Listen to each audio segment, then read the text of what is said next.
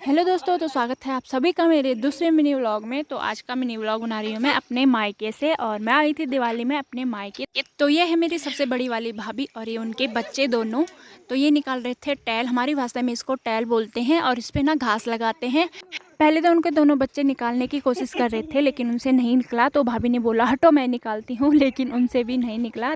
तो उसके बाद बुलाया हमने एक बॉस को, जो बोल रहा था कि अरे यार तुम्हारे बस की कुछ नहीं है, हटो मैं निकालता हूँ। और ये वाला बॉस है मेरी दूसरी भाभी का बड़ा वाला लड़का, और ये जो सामने खड़ी है वो उसकी बहन है, और इसका नाम है सुजल। सुजल ने अपनी पूरी ताकत लगा दी थी जोरों शोरों से। तो भाभी और क्रिस भी हेल्प करने गए थे, लेकिन तब तक उसने निकाल लिया था। मैंने सोचा नहीं निकाल पाएगा। और ये देखो कितनी बड़ी मुस्कान लेके इधर आ रहा है, बोल रहा है कि मैंने निकाल दिखाया। तो दोस्तों यहाँ पे ना दिमाग ने हमारे पूरे घर को बर्बाद करके रख दिया है। पूरा घर हमारा टूट गया है दिमाग की वजह से। तो यहाँ पे अब हम लेंटर रख रहे हैं, और ये देखो पूरी लकड़ी खा के उसने बर्बाद कर दी है।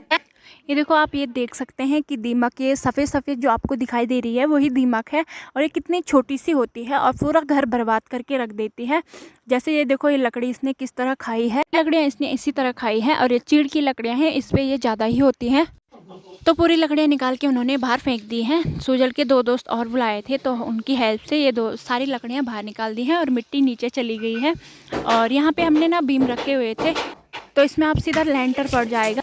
तो यहाँ पे क्रिस और उसका दोस्त नाप ले रहे थे, और भाई अंदर तख्ते बिछा रहे थे। उसके बाद हम चले गए थे छत में धूप सेकने, और मैंने किया अपनी भतीजी का मेकअप। ये है सुजल की छोटी वाली बहन। ये देखो कैसे शर्मा रही है, और मेकअप करने का इसको बहुत शौक है, और आंखें भी नहीं खुल रही हैं इसकी। तो इसके चेहरे पे ना मैंने अच्छे से फाउंडेशन पोत दिया था, और ये देखो गोरी भी हो गई। और उसके बाद मैंने लगाई इसको लिपस्टिक।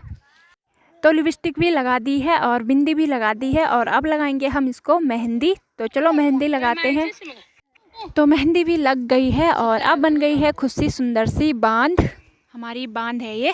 तो बस अब एक ही कमी है, इसके लिए दूल्हा ढूंढना है अब। और ये है मेरी तीसरी वाली भाभी की छोटी वाली लड़की। ये पड़ी ही रहती है, इसका सर बड़ा है तो इसलिए ये लेटी ही रहती है।